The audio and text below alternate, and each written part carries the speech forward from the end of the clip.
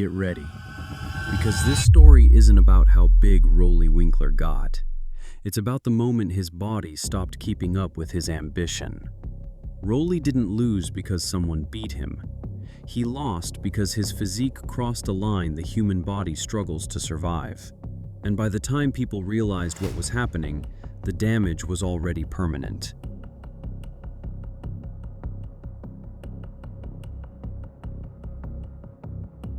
For years, Roelly looked unreal. Arms bigger than most men's legs, delts that didn't round, they ballooned. A back so wide it erased whoever stood next to him. Fans didn't debate training methods, they debated biology. This wasn't bodybuilding as refinement, this was bodybuilding as excess.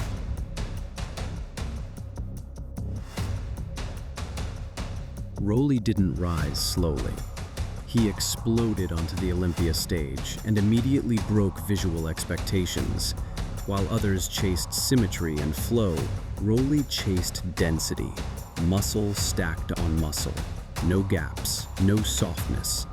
And bodybuilding rewarded it. Top Olympia placings, crowd reactions no one else got. A reputation as the ultimate mass monster of his era. But here's the part most people ignored. A body that extreme doesn't just train, it negotiates. Every meal becomes work. Every session becomes inflammation management. Every movement stresses joints that were never designed for that load. The bigger Roelly got, the more his body resisted. Then came the moment everything shifted. Not on stage, not under lights, in training. A severe injury that didn't just interrupt progress, it changed how his body functioned. This wasn't soreness, this wasn't a strain.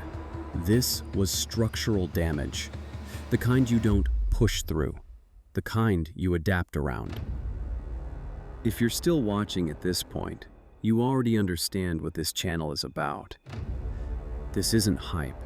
This is the cost of being too much. Subscribe to Barbell Fuel because every story here goes past the highlight reels.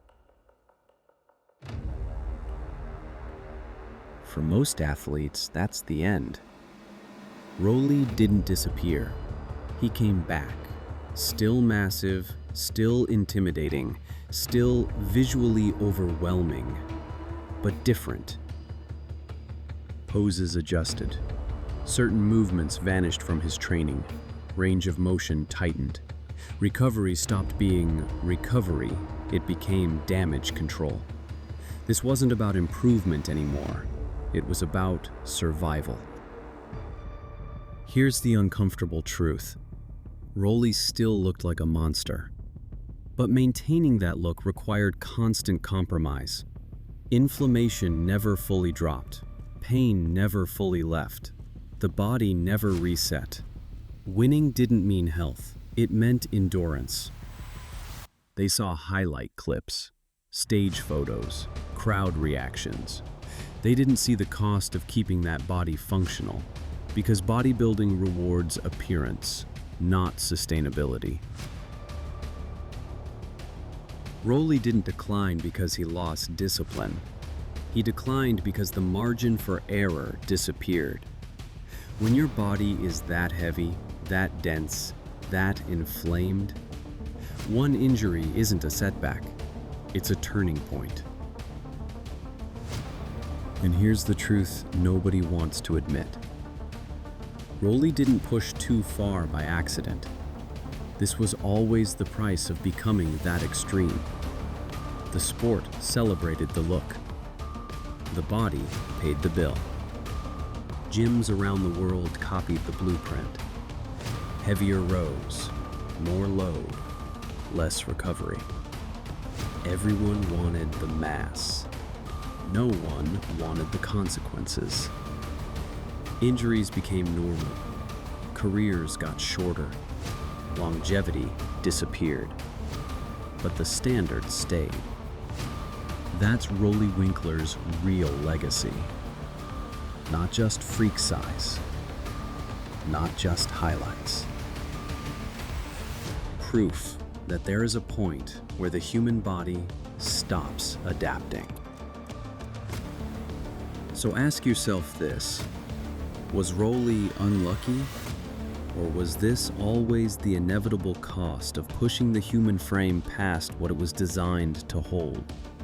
If you want more breakdowns like this, not hype, not worship, not excuses, subscribe to Barbell Fuel. And tell me in the comments, was Roelly the greatest mass monster ever built? Or the clearest warning bodybuilding still refuses to learn from?